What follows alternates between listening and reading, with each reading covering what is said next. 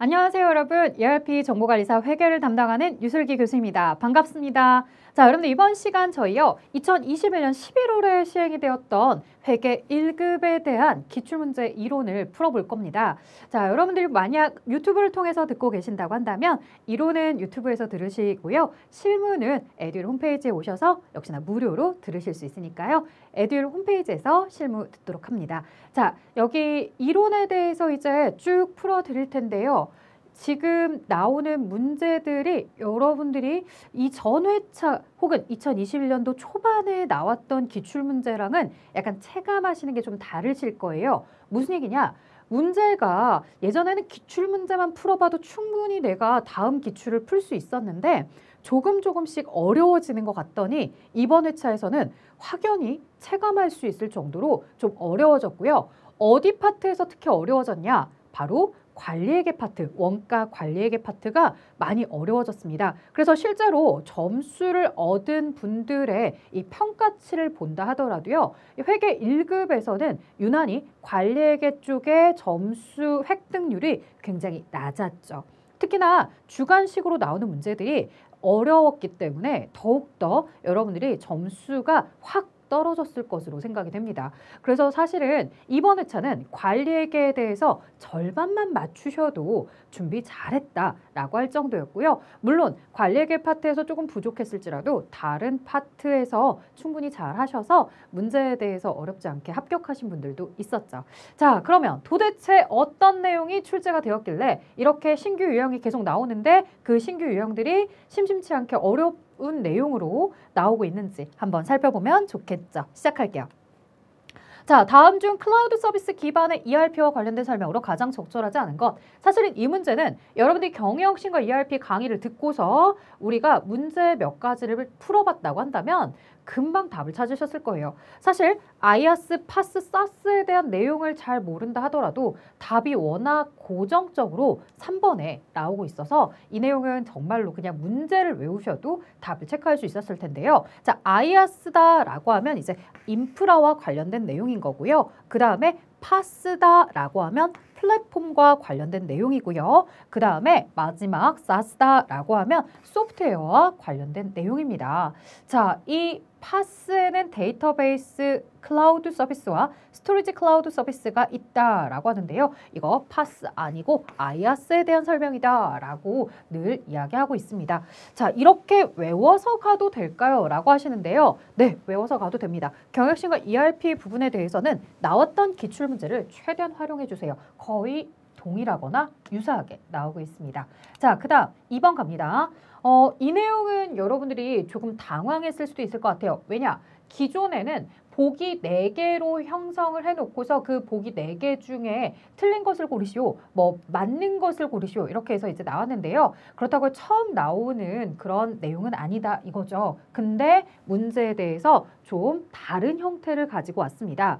자, 보기 ERP 시스템 내 데이터 분석 솔루션인 무엇은 구조화된 데이터와 비구조화된 데이터를 동시에 이용하여. 자, 이거 혹시 여러분들 기억나세요? 문제 풀어보셨으면 알겠지만 이 비즈니스 애널리틱스다라고 해서 설명을 하면서 항상 오답으로 데이터에 대해서 구조화된 데이터는 보여주지만 비구조화된 데이터는 보여줄 수 없다. 이런 식으로 많이들 이제 오답의 형태로 문제가 나왔었죠. 그래서 이 비즈니스 애널리틱스에 대해서 다시 한번 이제 정의적인 내용을 보여주려고 이렇게 문제 출제 방식을 조금 바꾸셨고요. 자, 어쨌든 이 내용이 이제 나오기 시작했으니까 여러분들은 완전 땡큐예요. 왜? 앞으로 계속해서 이 문제는 나올 거니까 이렇게 구조화된 데이터와 비구조화된 데이터 이 단어만 보고서도 아, 이건 비즈니스 애널리틱스에 대한 설명이구나 라고 체크하고 넘어가시면 됩니다.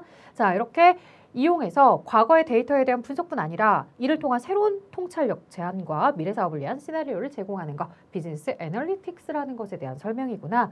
자, 구조화되었다라고 하면 이제 수치화된 것들을 이야기할 수 있겠고 뭔가 정돈되지 않고 수치화되기 어려운 이런 것들이 이제 비구조화된 데이터라고 보시면 될 것 같습니다. 자, 그 다음 볼게요.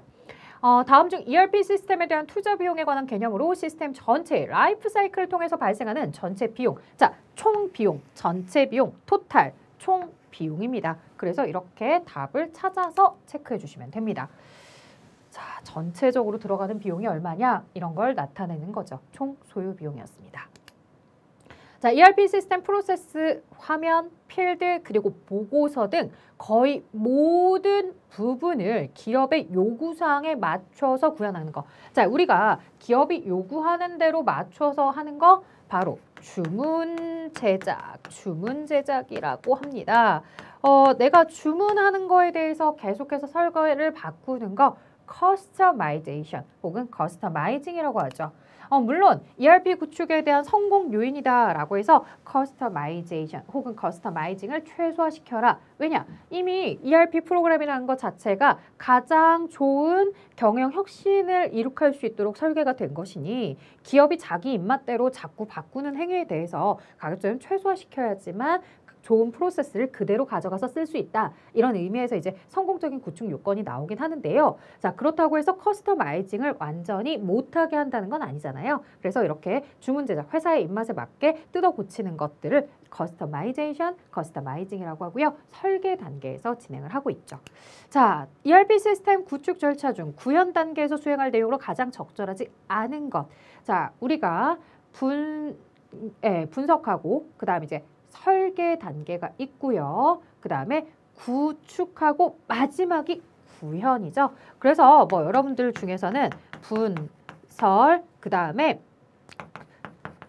구축, 그 다음에 구현 이렇게 분설, 축현 뭐 이렇게 기억하시는 분들도 있을 건데 물론 이 순서를 기억하시는 것도 중요하지만 순서보다는 각각 그 순서에 어떤 작업 행위가 있는지 좀 더 세부적으로 기억하기를 요구하죠. 자, 구현 단계는 꼭 기억하셨으면 합니다. 구현 단계에서는 시스템을 평가한다거나 시험 가동을 하거나 데이터 전환하는 행위가 이 구현 단계고요. 4개의 단계 중에 어느 단계를 가장 많이 물어봅니까? 라고 하면 설계 단계와 구현 단계를 참 많이 물어봐요. 그래서 이 내용 구현 단계 3가지 작업 잘 기억해 주시고 커스터마이징은 설계 단계에 대한 내용이니까 구분을 좀 해주셔야 됩니다.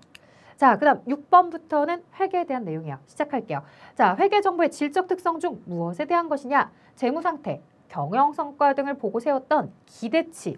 자, 예측을 했어요. 그 예측에 대해서 수시로 계획을 수정할 수 있는 거예요. 내가 예측했던 내용을 가지고 계속해서 뜯어 고치는 거. 예측 가치가 아니죠. 뜯어 고치는 것까지 하려면 바로 피드백이 됩니다. 그래서 피드백 가치에 대한 설명이었습니다. 물론 혼동이 될 수 있겠지만 이 문제를 통해서 여러분들 앞으로 내가 문제를 풀러가야 되는 사람이잖아요. 피드백 가치를 기억해 주셔야 되겠죠. 자, 그 다음에 재무제표 작성과 표시의 일반 원칙 이렇게 해서 이제 나왔는데 이것도 사실 여러분들이 그냥 문장이 길다 보니까 초반에 집중을 하지 못하면 문장을 자꾸 놓치거나 다시 읽고 되읽기를 하면서도 막상 잘 찾아내지 못하시는 부분이 있을 거예요. 자, 청산 또는 경영활동 중단 외에 다른 현실적인 대안이 없는 경우가 아니라면 자, 우리 이거 핵심이죠. 사실은 계속기업을 전제로 재무제표를 작성한다. 이 계속기업의 원칙이고요. 그 다음 재무제표에 대한 작성과 표시에 대한 책임은 회계 담당자 아니라 그랬죠. 경영진에게 있다. 자, 그 다음에 재무제표의 중요한 항목은 본문의 주석의 그 내용을 가장 잘 나타낼 수록 구분해서 표시한다. 그래서 중요한 항목에 대해선 우리가 세부적으로 구체화시켜서 구분해서 표시하도록 하거나 아니면 반면 또 뭐도 있다라는 거예요. 통합해서 표시하는 것도 있죠. 그래서 구분 통합 표시에 대해서 잘 정리를 해주셔야 되겠고 자, 그럼 이제 1, 2, 3번이 맞으니까 정답은 4번일 텐데요. 어떤 부분이 틀렸느냐? 자, 재무제표의 기간별 비교 가능성. 여기까지만 얘기하면 이 비교 가능성에 대한 내용을 설명하고 있구나라는 걸 알 수 있는데 문제는 당기 재무제표의 모든 계량 정보를 차기의 추정치와 비교하는 형식일까요? 자, 우리가요. 비교 가능성이다, 기간별 비교 가능성이다 라고 하면 다음 연도의 추정치가 아니라 전기의 재무제표와 단기의 재무제표 자료를 가지고서 비교하도록 보세요 라고 이렇게 주죠. 혹은 전정기까지 과거에 있었던 데이터들과 단기의 데이터를 가지고서 비교하는 거지 차기의 추정치랑 비교하는 것은 아니었다. 자, 그 다음 보도록 할게요. 자, 8번. 자산은 해당 자산의 현금화 가능의 용이성인 유동성 여부에 따라 유동자산과 비유동자산으로 구분합니다. 유동자산은 1년 이내에 해당 자산이 현금화 가능한 경우를 말한다. 다음 개정 과목 중 비유동자산에 해당하는 것을 물어보고 있는 거죠. 자, 우리 유동자산이다 라고 하면 당좌 재고자산 기억하고 계시고요. 비유동은 투, 유, 무, 기 해서 투자, 유형, 무형, 기타, 비유동 이렇게 이야기를 하죠. 자, 이 중에서 여러분들 이제 좀 보셨으면 하는 거, 자, 건물 바로 그게 유형자산으로 비유동자산에 들어간다는 거예요. 이거는 너무나 기본적인 내용이라 잘 아셨을 것 같고요. 자, 상품은 재고자산, 그 다음에 매출채권과 당좌예금은 당좌자산이죠. 자, 이 내용은 아주 기본적인 내용이니까 여러분들이 꼭 기억하고 있으셔야 됩니다. 자, 다음 볼게요. 다음 중 기말에 대손충당금 설정 대상으로 적절하지 않은 것. 자, 기말까지 남아있는 채권에 대해서 우리가 대손충당금을 설정하죠. 그래서 외상매출금이나 바드럼에 대해서 대손을 설정할 때에는 대손상각비, 대손충당금 쓰고 있죠. 자, 미수금이나 대여금에 대해서는 기타의 대손상각비다라는 걸 기억하고 있으실 거예요. 그래서 어렵지 않게 3번에 전도금 체크하셨을 거고요. 교수님, 전도금이 뭐예요? 라고 물어보시는 분들이 있을 것 같아요. 전도금은 사실은 임시로 쓰는 계정인데요. 회사가 어떤 부서라든가 아니면 어떤 지점, 사업장에 일정 금액을 먼저 전달해 주면서 이 금액에서 너가 지출될 거 다 지출하고서 나중에 본사로 내역서 보내, 혹은 우리 회계팀으로 내역서를 보내세요. 그럼 그 내역서에 따라서 내가 다시 정확하게 명칭을, 계정 과목을 잡아서 회계 처리를 하고 또 그 부서에 부족한 만큼의 돈을 채워주고 이러는 방식이죠. 그래서 회사 내에서 다른 부서로 이동해서 지금 저쪽 부서에서 사용할 수 있게끔 전해준 것을 이렇게 전도금이라고 표현하고요. 보통 이런 전도금들은 계정에 대해서 나중에 확인을 하고 나서 결국 최종 재무제표에는 전도금 없이 우리가 재무제표를 작성하도록 되어 있죠. 그러니 기말에 전도금도 남아있지 않을 뿐더러 기말 대손충당금에 대손을 설정하는 계정도 아니라는 거예요. 자, 그 다음 볼게요. 10번입니다. 다음은 주식회사 무릉이 X1년 12월 30일 현재 금고에 보관이 되어 있는 통화 내역이다. 즉 돈에 대한 부분인데요. 이 현금 및 현금성 자산에 대한 잔액. 자, 현금이 현금성 자산이다라고 하면 현금 당연히 들어가는데 현금은 통화 및 통화 대용증권이다라고 해서 여러분들 잘 아시는 자기합 수표, 타임 발행 수표 이런 것들, 여러 가지 우편한 증서라든가 이런 것들이 모두 다 현금으로 들어가고 있고요. 현금성 자산. 자, 취득한 시점으로부터 만기가 3개월 이내에 채권 및 여러 가지 금융상품들이 있겠고요. 그 외에 보통예금과 당좌예금이 현금 및 현금성 자산 안에 들어가죠. 자, 그러면 이렇게 내용을 정리하고 보니까 자, 거래처 발생 당좌 수표다라는 표현이 나와요. 여러분들 혹시 동전 발행 수표예요? 타인 발행 수표예요? 이렇게 기억하고 계실 수도 있거든요. 자, 동전 발행, 타인 발행, 그 타인이 누구야? 바로 거래처죠. 거래처가 발행한 당좌 수표는 현금입니다. 자, 주식회사 3전 발행 주식이다. 다른 회사가 발행한 주식 내가 취득해 놓고 있다고요? 그 주식은요, 단기 매매 증권이나 매도 가능 증권이나 지분법 적용 투자 주식 이런 식으로 써야 되겠죠. 이건 현금이 아니다. 자, 지하철 공채. 자, 국채, 공채에 대해서 이런 채무증권과 관련해서 취득한 시점으로부터 만기가 90일이래요. 만기가 3개월 이내인 거죠. 취득일로부터 만기가 3개월 이내인 것은 우리가 뭘로 보고 있다? 현금성 자산으로 보고 있죠. 자, 배당금을 지급할게요. 배당금 가져가세요라는 이런 배당금 통지표 내가 가지고 있잖아요. 곧바로 이거 갖고서 가서 배당금 받을 수 있다는 거죠. 그래서 배당금 통지표도 우리가 이 현금에서 통화 대용증권으로서 언급하는 것 중에 하나이기도 합니다. 자, 그 다음 선일자 수표가 나왔어요. 우리가 타인이 발행한 당좌 수표, 자기 수표, 가계 수표 이런 것들은 모두 현금으로 볼 수 있지만 내가 발행하는 당좌 수표는 당좌예금이니까 그건 제외하고, 자, 그럼 이제 나머지 수표가 다 현금일 거냐? 아니더라는 거죠. 이 내가 수표를 발행하긴 발행했는데요. 오늘의 날짜가 아니라 앞선 날짜, 미래의 날짜로 발행한 수표로서 그날까지는 현금으로 바꿀 수가 없는 거기 때문에요. 이런 선일자 수표는 우리가 약속 어음처럼 어음으로 취급하도록 되어 있습니다. 따라서 현금이 될 수 없다는 거 주의하시고요. 수입인지는 세금과 공가 이런 식으로 비용 처리하고 있기 때문에 역시나 현금이 될 수 없는 것이죠. 사실은 여러분들 교재에 현금으로 분류할 수 없는 것 해서 전일자 수표나 수입인지 이런 것들은 현금이 될 수 없다라고도 설명이 되어 있습니다. 자, 그러면 거래처 발행 당좌 수표부터 시작해서 만기가 90일짜리인 공채 그리고 마지막 배당금 지급 통지표 10,000원, 50,000원, 20,000원을 다 더해주시면 총 얼마다? 80,000원이다. 자, 여기까지도 수월하고 11번도 수월합니다. 유형자산의 회계 처리에 대한 설명으로 옳지 않은 것. 자, 장기간 사용을 목적으로 한다? 맞아요. 장기간이기 때문에 우리가 유동자산 쪽이 아닌 비유동자산에 넣고 있는 거고요. 자, 유형자산의 감가상각 누계 어떻게 표시해요? 해당하는 자산의 취득원가에 마이너스 형태로 표시를 하고 있죠. 차감적 평가 계정입니다. 이런 차감적 평가 계정은 대손 충당금도 있고 지금 보고 있는 감가상각 누계도 있고요. 뭐 재고자산 평가 충당금 이런 것들도 있겠죠. 자, 그 다음 유형자산 처분 시 장부가액이, 즉 장부가액이라는 건 취득한 가격에 감가상각 누계액을 차감해서 남는 가치가 장부가액이라고 생각해 주세요. 자, 그럼 70만 원짜리예요. 장부에 70으로 적혀 있어요. 근데 처분하는 가격보다 얘가 더 크대. 장부에 적혀 있는 게 더 크대요. 그러면 처분을 40만 원에 처분했다고 생각해 보세요.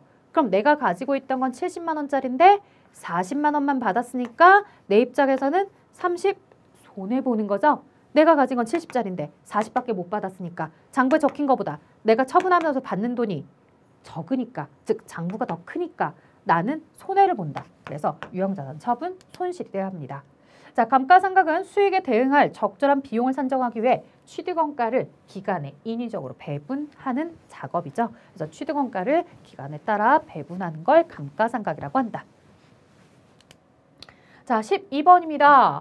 결산 수정 공개로 적절한 것 물어봤고요. 지금 현재 9월 1일 날짜에 임대료 24만 원을 현금으로 받고 다음과 같이 회계 처리했대요. 자, 내용을 보니까 이 9월 1일부터 시작하면 9월 1일부터 내년도 8월 31일까지 1년치거든요. 그러면 12월 30일 날 결산할 때까지는 사실은 4개월만 경과했어요. 9, 10, 11, 12 이렇게 4개월만 경과했고 나머지 8개월은 내년도 거예요. 자, 이랬을 때 내가 실제로 손익계산서의 임대료 수익이다 라고 이야기할 수 있는 건 4개월에 해당하는 만큼은 임대료 수익이라고 할 수 있죠. 하지만 내년도 8개월에 대한 부분을 임대료 수익으로 넣을 수는 없어요. 따라서 대변에 있었던 임대료 수익을 차변으로 가지고 올 거예요. 자, 그러니 미수수익이라고 써져 있는 보기는 틀렸고 차변으로 가지고 올 때에도 몇 개월치를 가지고 오는 거냐면 이 4개월치는 그대로 손익계산서의 수익으로 들어갈 수 있는 부분이니 내가 내년도 먼저 받은 건 8개월치, 즉 수익으로 넣을 수 없는 건 내년도 8개월치다. 자, 8개월에 해당하는 부분이 얼마냐? 라고 하면 24만 원에 대해서 전체 12개월 중에 8개월, 1년 12개월이니까 12개월 중에 8개월에 해당하는 금액, 즉 얼마예요? 16만 원이겠죠. 이 16만 원에 대한 금액을 차변에 가져다 쓰시는 거죠. 자, 그러면 여기도 미수임대료였구나. 미수임대료 틀렸고 차변에 임대료 수익이라고 써야 되는데 이 임대료 수익이라고 써야 되는 부분들에 대해서 보실 때 내년도에 해당하는 건 16만 원, 내년도에 해당하는 이 16만 원이 지금 차변에 기록된 것은 3번밖에 없죠. 자, 이렇게 임대료 수익을 내가 손익계산서에 넣자 했을 때 다 넣을 수 있는 게 아니라 받았다고 해서 다 넣을 수 있는 게 아니라 당해년도의 시간이 경과한 만큼, 그래서 당해년도의 수익이 발생된 만큼만 넣을 수 있으며 내년에 해당하는 건 수익을 줄이고 내년 걸 먼저 받았습니다 라고 해서 이렇게 선수수익 혹은 선수임대료 이렇게 쓰도록 하고 있는 거죠. 자, 다음 보도록 할게요.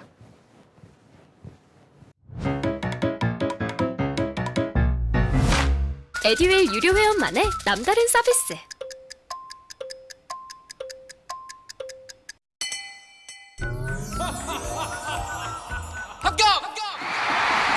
합격하고 돈도 받는 혜택.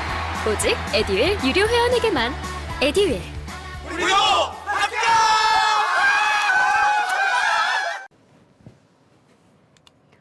자, 이제 13번입니다. 여러분들 자본 내용이네요. 자본을 유난히 어려워하시는 분들인데 걱정하지 마세요. 이 자본에 대해서 하나하나씩 회계 처리해 보시면 됩니다. 자, 8월 달부터 400주를요. 액면가에 5,000원짜리였는데요. 주당 4,000원에 매입하여 소각하다. 자, 매입 소각 나오면 거의 공식처럼 기억해 주셔도 돼요. 차변에 자본금이 온다. 그리고 매입 소각 거래라는 건 감자 차익, 감자 차손이 나오는 거래입니다. 자, 항상 자본은 액면가액 곱하기 주식수니까요. 액면 곱하기 주식수 400주 곱하기 5,000원, 4, 5, 20, 200만 원인가요? 자, 그런데 실제로 매입하여 소각할 때 회사가 지불한 대가는 지금 보시는 것처럼 4,000원의 현금으로 매입하여 소각했다라고 했어요. 자, 그러면 4,000원 곱하기 400주는 4, 46, 160만 원. 대변에 40이 남았다 이거죠. 이 남는 40을 뭐라고 할 거니? 라고 했을 때 우린 얘를 뭐라고 하냐면요. 자본금을 감소시키는데 회사가 얻은 이익으로 봅니다. 자본 잉여금 요소로 보고 있고요. 왜? 주주에게 회수하는 건 200만 원어치인데 회사가 실질적으로 제공하는 건 160이니까 40만 원은 회사가 남기는 이익으로 보는 거죠. 자, 이렇게 놓고 나서 다음 걸 봤어요. 8월 이후에 10월 달입니다. 역시나 또 매입하여 소각하고 있죠. 매입하여 소각하는 과정인데 여기서는 300주입니다. 자, 똑같이 차변에 자본금을 줄일 거예요. 자, 자본금 줄이는데 300주 곱하기 5,000원. 이거 알겠다. 그죠? 액면가에 5, 3, 15, 150이다. 자, 그런데 대변에 실제로 현금으로 매입하여 소각할 때 지급하는 현금의 액수는 얼마? 6,000원에 300주, 6, 38, 180만 원.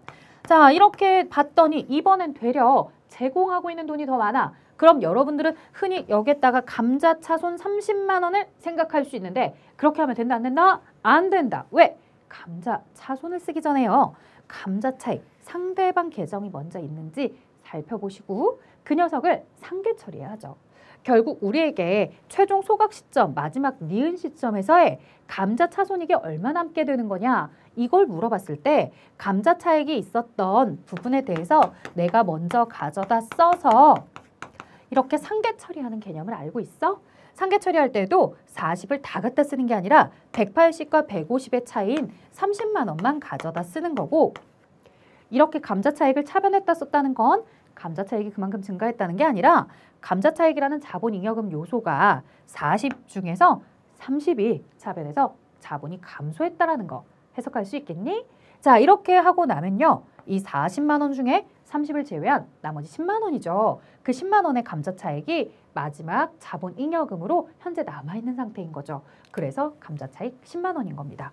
자, 이렇게 자본의 상계 처리 개념과 감자에 대한 개념을 여러분들이 이해할 수 있는지 물어본 거고요. 회계 처리는 여러분들이 조금 더 이해하시기 수월하라고 써드린 거지 실제 시험장에서는 이 회계 처리를 할 필요는 없죠. 자, 14번입니다. 자본 항목에서 손익거래 중 손익계산서에 포함되지 않는 거. 자, 우리가요. 기타 포괄 손익 누계액에 대해서 이 포괄 손익계산서와 손익계산서를 두고서 보게 되는데요.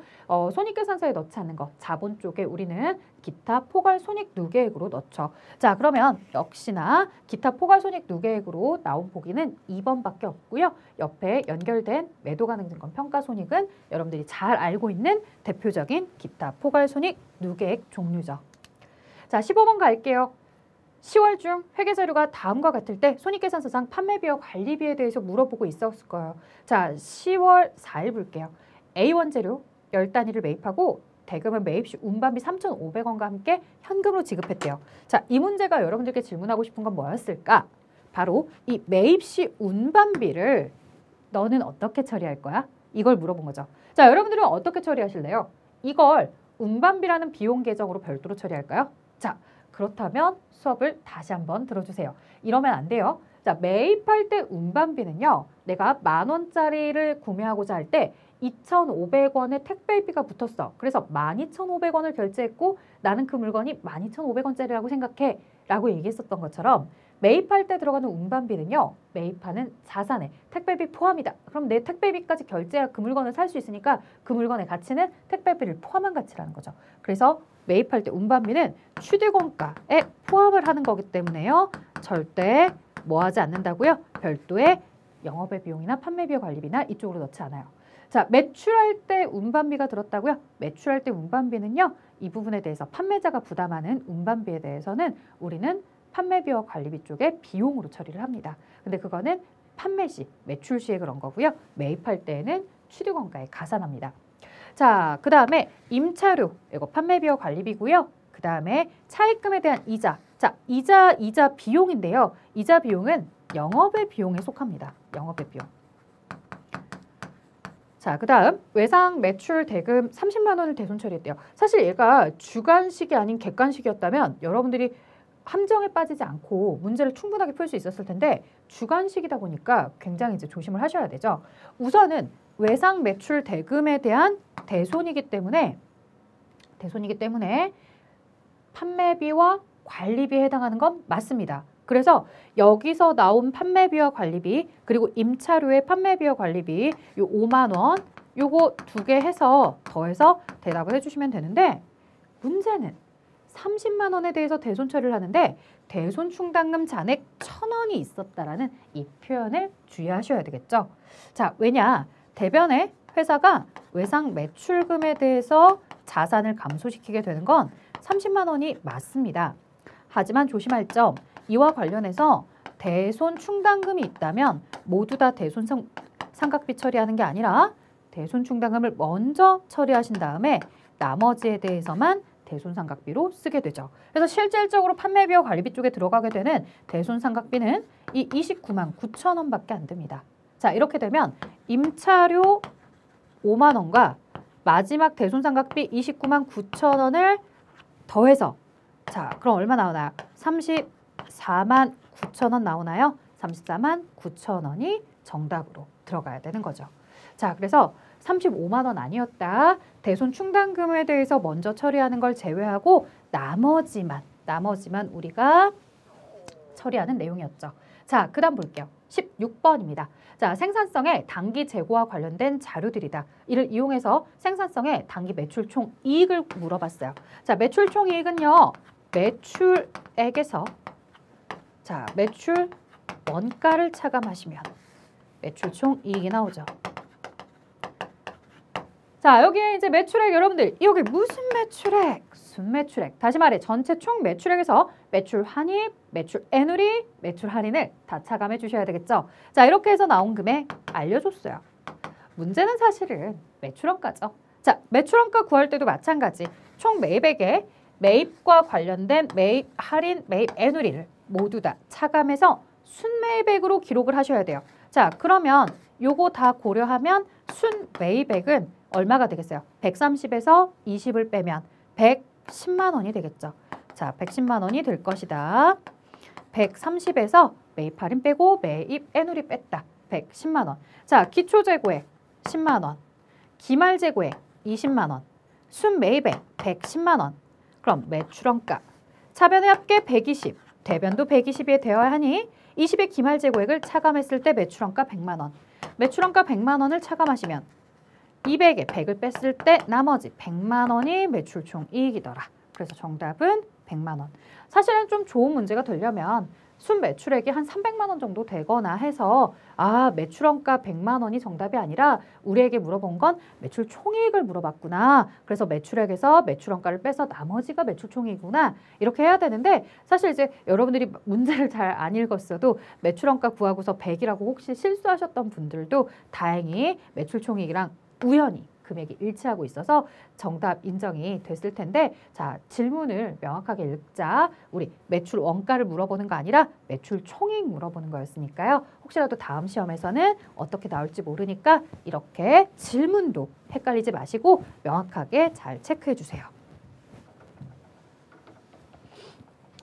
자, 17번 갑니다. 다음은 일반 기업회계 기준상 재무제표 5가지. 뭐뭐 있어요, 여러분들? 재무상태표, 손익계산서, 현금흐름표, 자본변동표, 마지막 주석이 있죠. 이 문제는 너무나 간단한 내용이었는데 자, 재무제표 중 난외 또는 별지에 쓰는 거 주석이죠. 서술하는 거예요. 자, 그리고 유의적인 거래와 회계 정책 주석의 주석 공시를 요구하는 사항 이미 문장 안에도 정답이 설명이 되고 있어요. 자, 그다음 재무제표 작성 근거와 구체적인 회계 정책에 대한 정보, 재무제표 어디에도 표시되지 않지만 그러니까 표시가 되진 않지만 이해에 도움을 주는 정보다라고 해서 사실 굉장히 그 박스 안을 읽으면 혼동이 될 수도 있지만 혼동되지 않는 게 바로 재무제표 5가지를 여러분들은 명확하게 알고 있고 기본적인 표가 아닌 부연 설명을 하는 건 주석이라는 거 누구나 다 알고 있죠. 자, 그 다음 18번입니다. 다음은 우리나라 부가가치세법에 대한 설명 중 가장 거리가 먼 것. 자, 우리가 납세의무자의 인적사항을 고려하진 않는 물세. 고려하면 인세고요. 고려한 인세는 소득세나 법인세 쪽. 자, 소득세 쪽을 얘기하는 거죠. 근데 여기 보시면 물세예요, 물세. 소득과 상관없이 우리가 소비하는 물건에 대한 세금을 내고 오는 거고요. 단일세율이죠. 이 소득세나 법인세는 소득의 구간에 따라 세율이 계속해서 높아지는 누진세율인데 부가가치세는 어떤 물건이든 동일하게 다 10%의 세율 하나밖에 없어요. 자, 원칙적으로 모든 재와 용역의 소비행위 사실에 대해서 과세하는 일반 소비세. 자, 개별적인 아주 특별한 고가 사치품에 부과가 된 개별 소비세가 아니라 일반적인 물건에 모두 다 붙어 있는 세금이죠. 자, 그렇다면 정답은 어차피 나온 것 같아요. 4번이고요. 정부가 부과해서 가져가는 세금이 아니라 내가 신고해서 납부하는 신고납부제도입니다. 그래서 직접 나의 매출세액이 얼마이며 매입세액이 얼마라 납부세액 얼마며 그 이후에 차가감 납부세액은 얼마이다. 이런 식으로 내가 직접 신고하고 납부합니다. 자, 19번. 다음은 부가가치세법상 납세 의무자에 대한 설명입니다. 자, 부가가치세법상 납세 의무자다라고 하면요, 여러분들 이 영리 목적 유무에 불구하고요. 즉 영리든 비영리든 상관없고요. 그 다음에 계속 반복적으로 제공을 하고 있고요. 그 다음에 사업상 독립적으로 제공을 하는 사람들, 그래서 종업원에 대한 이 직원에 대한 근로 용역에 대해서는 부가세 징수할 의무가 없다. 뭐 이렇게 얘기하는데, 자, 이런 사람들 이제 사업자라고 하면서 납세 의무자가 된다라고 이야기를 하죠. 자, 이렇게 납세 의무자에 대해서 우리가 규정을 나눌 때에는 영리냐 비영리냐, 계속이냐 반복이냐, 사업상 독립적이냐 이런 걸 가지고 놓는 거지 국내에 사업장이 있다 없다를 가지고서 납세 의무자다 아니다를 논하지는 않습니다. 따라서 정답은 1번이에요. 물론 여러분들 입장에서는 국내에 사업장이 없는 비거주자도 납세 의무자가 될 수 있잖아요 라고 이야기하실 텐데요. 저도 이걸 가지고 뭐라고 하고 싶었지만 문제는 이 납세 의무자에 대한 설명 중 가장 거리가 먼 거였어요. 이 비거주자 같은 경우에 납세 의무자가 될 수도 있고 아닐 수도 있는 거기 때문에 우리가 국내 사업장이 없는 비거주자를 무조건 납세 의무자가 된다, 아니다 이렇게 규정하기는 어렵다. 납세 의무자에 대해서 구분하는 것은 이런 기준점들을 가지고서 구분하고 있는 거다. 자, 부가가치세 납세 의무자와 담세자는 원칙적으로 다른 간접세의 성격을 가지고 있는 거고요. 그 다음에 사업자는 사업상 독립적으로 이렇게 제공을 해야 되겠고 영리 목적에 관계없다라는 내용까지 모두 납세 의무자를 규정하고 있는 내용입니다. 자, 그 다음 볼게요. 20번입니다. 부가가치세법상 영세율 적용 대상이 아닌 것. 자, 영세율은 보통 외화 획득을 하기 위한 행위에 대해서 영세율을 적용해주고 있거든요. 자, 내국 물품을 외국으로 반출한대요. 그러면 우리 대한민국 안에 있던 걸 외국의 어느 나라로 보내는 거라면 당연히 0% 수출로 처리를 해야 되겠죠. 자, 그 다음에 외화 획득을 할 수 있으면 되기 때문에요. 우리나라에서 이제 제공하는 용역은 과세 용역이지만 이걸 외국에 가서 제공하고 외국에서 대가를 받아요. 그럼 뭘로 받은 거예요? 외화 화폐, 달러나 이런 것들로 받죠. 외화 획득을 하고 있잖아요. 자, 그런 내용에 대해서는 국외에서 제공하는 해외 건설 용역. 자, 그리고 꼭 이 국외에서 제공을 한다고 해서 국외에 사업장이 다 있는 건 아니잖아요. 국내 건설사, 국내에 있는 사업장이 있는 사업자가 해외에서 건설 수주를 받아서 해외 건설 용역을 제공하는 거 같은 내용이에요. 사실은. 그죠? 그래서 얘네들 모두 다 외화 획득을 하고 있기 때문에 0% 세율, 영세율을 적용해주고 있죠. 자, 그러면 4번이 정답일 텐데 왜 4번이 틀렸습니까? 라고 물어보신다면 수출 대행하고 수출 대행 수수료를 받는 수출업자. 자, 이거는 여러분들 지금 국내 기업이 물건을 수출하고 싶대요. 근데 직접 수출하는 경우도 있겠지만 직접 수출을 하지 않고 국내에 수출 관련 업무를 담당하는 이런 용역 업체가 있는 거죠. 그래서 국내 수출 대행 업체를 통해서 물건을 수출하도록 한 거예요. 그러면 이 국내에 있는 수출을 대행해주는 업체와 국내에 있는 나 사이에서 거래가 이루어진 건 이 수출할 수 있는 인적 용역에 대해서 제공을 하고서 대가를 주고받는 거기 때문에 이건 국내 기업과의 거래, 국내 기업과의 거래이더라. 그래서 관련된 수수료 이 부분에 대해서는 과세하도록 하는 겁니다. 자, 그래서 영세율이다라고 하면 직접적으로 외국으로 가거나 외국에서 외화 획득하는 거래를 가지고서 이야기한다. 하지만 내가 수출을 대신하는 이 수출 대행업체에 제공하는 대가는 국내 사업자 거래이기 때문에 부가가치세가 과세되는 거래이다. 자, 그 다음 볼게요. 법인세 들어갑니다. 자, 법인세 세무조정사항을 집계하는 서식은 소득금액 조정합계표. 그래서 여러분들이 뭐 손금 불산입, 입금 산입, 그리고 송금 산입, 그 다음에 뭐 아니면 입금 불산입 이런 내용들에 대해서 세무 조정을 하게 되면 그 조정하는 걸 모두 다 소득금액 조정 합계표에다가 넣어준다고 보시면 되겠고요. 자, 과세 표준이 증가함에 따라 적용되는 세율이 커지는 누진세다. 예, 뒤에 세율도 나왔어요. 이 세율 나왔으니까 다시 한번 보실 텐데 그 소득의 법인 소득의 구간이 늘어날수록 10%, 20%, 22%, 25% 이런 식으로 계속해서 세율이 증가하고 있습니다. 자, 소득 처분 중 상여는 소득 귀속자에게 추가적인 조세 부담을 야기한다. 맞아요. 기타 사회 유출이 아닌 이런 상여나 아니면 배당이나 아니면 기타 소득으로 처리하게 되는 경우들은요. 각각 그 소득을 가져간 사람에게 다시 추가적인 세금의 징수, 조세 부담이 들어가는 거죠. 자, 법인세 신고 후에 신고 조정 사항이 누락이 됐대요. 결산 조정 사항이 아닌 신고 조정 사항. 내가 세무 조정을 통해서 조정할 수 있는 이 신고 조정 사항이 누락이 된 것을 알게 된다면 경정 청구할 수 있습니다. 다시 신고를 할 수 있다라는 거죠. 자, 우리가 결산 조정 사항이 누락됐을 때는 안 되지만 신고 조정 사항은 가능하더라. 그래서 정답은 4번이었다. 자, 법인세 신고 시 필수적으로 첨부해야 되는 서류가 아닌 것. 자, 우리 필수 서류와 보충 서류가 있었어요. 그래서 그 보충 서류 안에 현금 흐름표가 들어가고 있었어요. 얘는 필수적인 서류는 아니라는 거. 그래서 이거 필수적으로 첨부해야 되는 서류는 주관식으로 나오기 때문에 본 강의에서도 꼭 기억해 주세요라고 했습니다. 자, 다음 중 우리나라 법인세와 관련된 용어가 아닌 것을 물어봤어요. 자, 기본적으로 이제 법인세다라고 하면 우리는 입금, 송금, 그리고 각 사업연도 소득금액 이런 표현을 쓰고 있고요. 뭐 신고조정이다, 결산조정이다 이렇게 표현을 하죠. 자, 당연히 법인의 소득이고 재무회계상 당기순이익에서 시작해서 이 당기순이익과 다른 측면을 법인세법과 서로 다른 차이를 우리가 뭐 입금산입이다, 송금불산입이다, 송금산입이다, 그 다음 뭐 입금불산입이다 이런 식으로 조정을 하는 세무조정을 통해서 각 사업연도 소득금액이나 이런 것들을 계산하고 있는 거죠. 자, 그러니 당기순이익도 법인세와 관련이 되어 있습니다. 자, 하지만 총수익금액이라는 이 표현은요. 법인세가 아니라 소득세법 쪽에서 개인의 소득을 집계할 때 쓰는 표현이에요. 그래서 3번이 정답. 자, 다음 과세 자료에 의해서 일반 과세 사업자인 주식회사 무릉의 부가가치세 과세 표준을 계산하면 얼마입니까? 라고 물어보고 있고요. 자, 우리가 과표를 계산하자라고 하면 일단 과표는 매출과 관련된 내용을 과표라고 하고요. 그 다음에 공급 가액을 이야기합니다. 절대 공급 대가가 아니에요. 자, 매출과 관련된 거니까 얘는 탈락.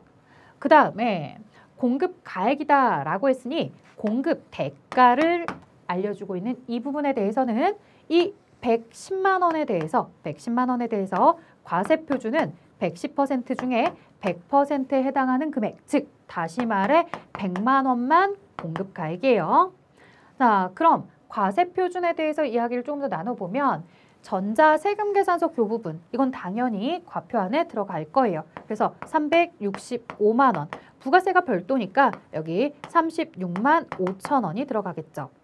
그 다음 영세율 전자세금계산서 교부분, 영세율에 대해서도요. 이 135만 원이다 라고 과세 표준 안에는 들어가요. 하지만 뭐가 없는 거다? 매출 세액이 없는 거죠. 과세 표준 안에는 들어가요. 자, 그 다음에 신용카드에 대해서 이렇게 세액이 별도로 있겠죠.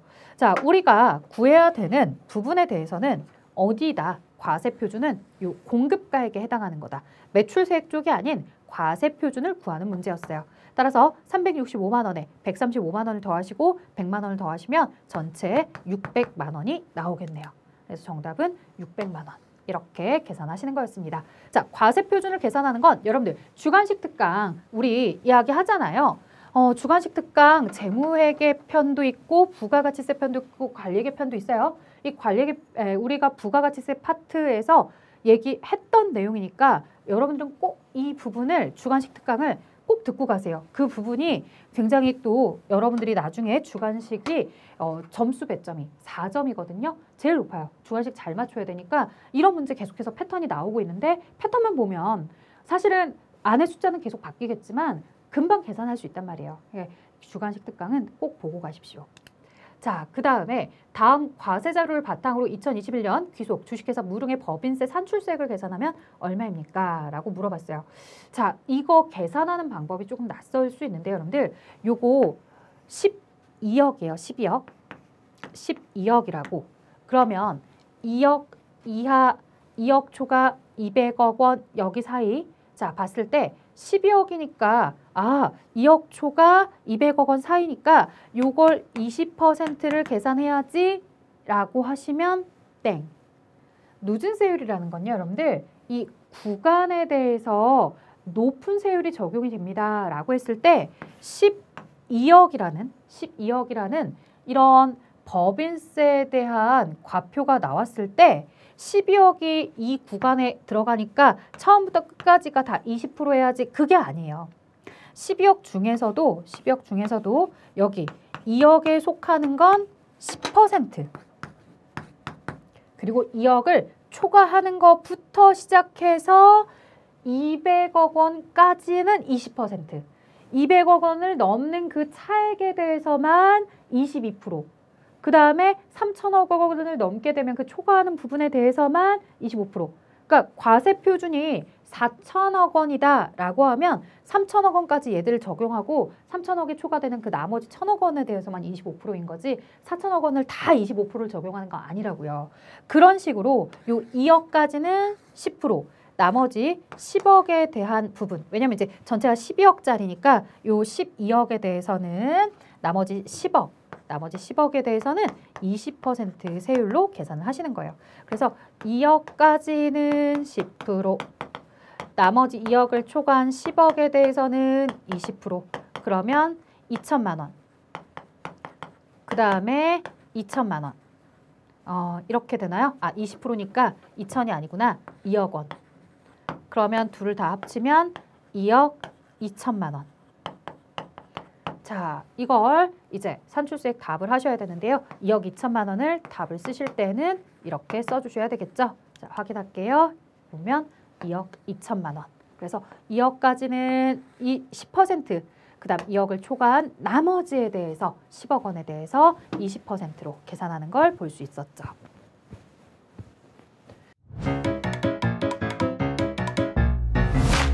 에듀윌 유료 회원만의 특별한 서비스.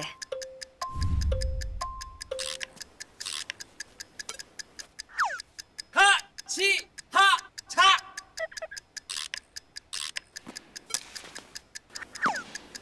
하치하차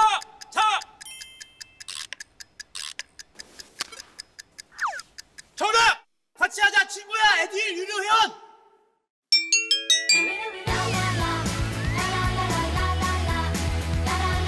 친구 소개하고 현금 받는 혜택.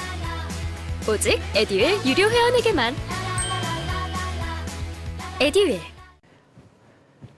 자, 다음 볼게요. 26번입니다. 자, 법인세와 관련해서 다음 내용이 설명하고 있는 괄호에 공통적으로 해당되는 적절한 용어. 자, 우리가요. 이 재무회계상의 결산서상 당기순이익부터 시작한다 그랬죠? 그래서 수익비용과 세무회계에 대한 입금, 송금과의 차이에 대해서 차이가 발생하는 거. 그걸 입금 산입이다 그 다음에 송금 불산입이다. 이렇게 이제 가산 조정할 수도 있고 입금 불산입, 송금 산입이다 라고 해서 차감 조정을 할 수도 있다고 했잖아요. 이런 가산 조정, 차감 조정을 하게 되는 것을 바로 세무 조정이라고 부르죠. 세무 조정. 그래서 뭐 입금 산입, 입금 불산입, 송금 산입, 송금 불산입 이렇게 처리하는 걸 세무 조정. 여러분들이 조심하셔야 되는 건요. 이렇게 조정하는 건 우리가 세무 조정이라고 하는데 이걸 조정하고 나서 어디에서 발생하는 거냐, 사후 관리를 해야 되느냐, 하지 않아도 되느냐 이런 걸 가지고서 우리가 뭐 배당입니다. 그 다음에 상여입니다. 기타입니다. 기타 사회출이다. 이렇게 처리하는 건 뭐라고 부르는 거예요? 소득 처분이라고 부르는 거예요. 그러니까 명칭을 잘 구분해 주세요. 세무 조정은 입금 산입이다, 송금 산입이다 이렇게 구분해 주는 걸 세무 조정이라고 한다.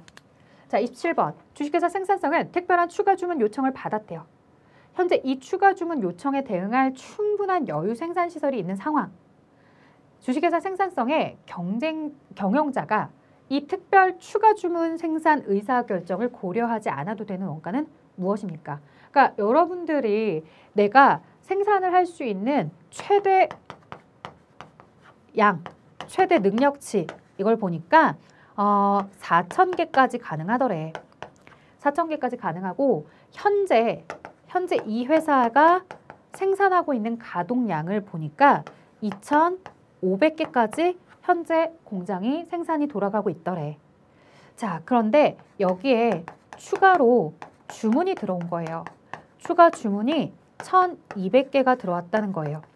그럼 추가 주문 이 1,200개를 소화하면 좋겠죠. 자, 이게 소화가 가능합니까? 라고 물었을 때 이건 충분히 가능하대요. 왜냐하면 최대치가 4,000개니까 현재 2,500개에 대해서 빼고 난다 하더라도 1,200개를 빼도 상관이 없다라는 거죠. 4,000개 중에 현재 2,500개는 하고 있다. 아직 여유가 1,500개까지 여유가 허용된 상태. 이 1,500개 안에서 1,200개 충분히 생산 가능하다라는 거예요. 자, 그러면 이 추가 주문을 받고 나서 당연히 이 추가로 제작하기 위해서 변동비 성격의 재료비, 변동비 성격의 노무비, 그리고 변동 제조 간접 원가는 추가적으로 계속 생산량을 늘릴 때마다 계속 비용이 늘어날 테니 의사 결정을 할 때 어느 정도 비용이 늘어나는지 그 비용을 내가 감당할 수 있는지 이런 것들을 의사 결정할 때 넣어줘야 되겠죠. 자, 하지만 고정비는 어떤 성격을 가지고 있어요? 내가 생산을 늘리든 줄이든 상관없이 늘 일정하게 금액이 나오는 거죠. 예를 들어서 이 공장에서 물건을 생산한다고 했을 때 그 공장의 월세, 임차료가 매월 300만 원씩 나가고 있대요. 자, 최대 양을 생산해도 임차료는 300만 원이 나가는 거고요. 현재 것만 해도 임차료는 원래 300이고요. 추가 주문을 받아들여도 임차료는 그냥 300인 거예요. 이런 고정비 성격들은 내가 생산을 더하든 덜하든 상관없이 늘 일정하게 발생하는 거니까 정답은 고려하지 않아도 되는 거 고정 제조 간접 원가가 되는 거죠. 자, 그 다음 볼게요. 28번입니다. 자, 내용에서 기초원가를 계산하래요. 사실 이 문제는 굉장히 심플하고 쉬운 문제예요. 우리가 기본원가다, 기초원가다 이렇게 얘기하거든요. 이 기본원가, 기초원가는요. 직접 재료비랑 직접 노무비를 더한 값이에요. 그래서 정답은 이미 90 나왔죠. 만약 여러분들에게 이 기본원가다, 기초원가다가 아닌 가공원가를 구하세요 라고 했으면 조금 더 어렵게 느껴졌을 거예요. 왜? 가공원가는 직접 노무비에 이 변동 제조간접비뿐만 아니라 고정 제조간접비까지를 고려한 총 제조간접 원가로 계산을 해야 되기 때문에 그래서 전체 총 원가의 60%가 변동 30만 원입니다 라고 했기 때문에 요 곱하기 60을 없애주기 위해서 나누기 60%, 그 다음에 나누기 60% 이렇게 진행을 하셨어야 되겠죠. 그래서 30만 원에 나누기 60%다 라고 하시면 50만 원. 아, 총 제조간접 원가가 50만 원이구나. 그렇다면 직접 노무원가 50에 총 제조간접원가 50해서 100만 원이 되겠구나. 아, 만약에 이 질문이 자료는 똑같이 나오는데 가공원가가 얼마냐라고 하면 얘로 답이 바뀔 수도 있겠구나 라고 여러분들은 판단할 수 있겠죠. 자, 근데 이렇게 어렵게 내진 않았어. 여긴 심플하게 기초원가를 물어봤고 이 문제에 대한 답은 사실은 많이들 맞추셨습니다. 자, 그 다음에 얘도 쉬워요. 제품 계정 차변이거든요. 자, 우리 제품 차변에는 당연히 기초 제품 들어오겠죠. 참고로 대변에는 기말 제품과 매출원가가 나옵니다. 자, 문제는 이제 여기인데요. 여기는 제공품 계정에서 넘어오죠. 기초 제공품, 기말 제공품, 그 다음에 직접 재료비, 직접 농우비, 제조간접비를 합한 당기 총 제조 원가 혹은 제조 비용 이것들이 완성이 되면 당기 제품 제조 원가 바로 얘가 제품 계정 차변에 넘어오죠. 당기 제품 제조 원가요. 자, 그래서 4번이 정답이었다. 자, 30번 봅니다. 이거 굉장히 오랜만에 나왔어요. 사실은 영업 레버리지도가 워낙 나오지 않아서 저는 이제 삭제를 해버릴까, 삭제를 해야 된다 이런 생각을 가지고 있었는데 시험 문제를 다시 난이도를 높이려다 보니까 이런 영업 레버리지도에 대한 내용을 출제를 하시는데 사실 이 문제를 여러분들이 잘 기억하고 푸신 분들은 많지는 않을 것 같아요. 자, 이 내용을 통해서 이 풀이를 통해서 정리를 잘 해주셨으면 좋겠는데 영업 레버리지도가 뭐냐라고 했을 때 회사의 이 영업이익과 같이 고려를 하는 고정 원가, 고정비 이 고정비가 어느 정도 비중을 차지하고 있는지를 물어보는 거거든요. 그래서 그걸 계산하기 위해서는 공헌 이익을 나누기 뭘로 하냐면 영업 이익으로 나눠주게 됩니다. 이게 무슨 소리냐? 자, 우리가 매출액에서 변동비 성격을 차감하면 공헌이익이 나오잖아요. 자, 매출액에서 변동원가를 차감하면 공헌이익이 나와요. 그 공헌이익에다가 뭐를 차감하시면 고정비를 차감하면 영업이익이 나온단 말이에요. 그러면 이 사이에서 차감이 된 건 고정비밖에 없죠. 그러니까 공헌이익과 영업이익 사이에 차이가 나는 이 고정비가 어느 정도 차지하는 거냐 이런 걸 이제 영업 레버리지로라는 것을 이용해서 우리가 판단하는 거고요. 자, 그러면 공헌이익과 이 영업이익을 가지고서 레버리지도를 구하러 가야 되겠네요. 자, 고정비를 알려주긴 했어요. 30. 근데 공헌이익과 영업이익을 안 알려줬네. 자, 공헌이익을 알면 영업이익은 자동으로 나오겠죠. 고정비 차감해서. 공헌이익은 얼마일까요? 이 공헌이익은요. 매출액에 공헌이익률을 곱해 주시면 이게 바로 공헌이익이 됩니다. 자, 공헌이익 그러면 40만 원이 나오고 있고요. 40만 원. 여러분들 어떻게 어렵지 않게 여기까지는 왔을 것 같아. 그러면 공헌이익에 고정비를 차감했을 때 영업이익이 10만 원이다. 자, 공헌이익 40만 원 나누기 영업이익 10만 원이요 하니까 4가 나오네요. 그래서 영업 레버리지도는 4. 이 숫자를 쓰시는 거였어요. 사실 답은 굉장히 심플하게 나왔는데 영업 레버리지도라는 거에 대해서 워낙 최근에 기출에 나오지 않았기 때문에 최근 기출만 보셨다고 한다면 이 문제는 많이 어렵게 느껴졌을 것 같아요. 자, 이 문제 이제 나오기 시작했으니까요. 다시 나오기 시작한 거거든요. 네, 여러분들이 기억하시면 좋을 것 같아요. 자, 이제 31번. 얘도 사실 쉽지 않았어요. 자, 전부원가 계산에 대한 영업이익이 나와 있고요. 변동원가 계산에 대한 영업이익을 구하는 문제예요.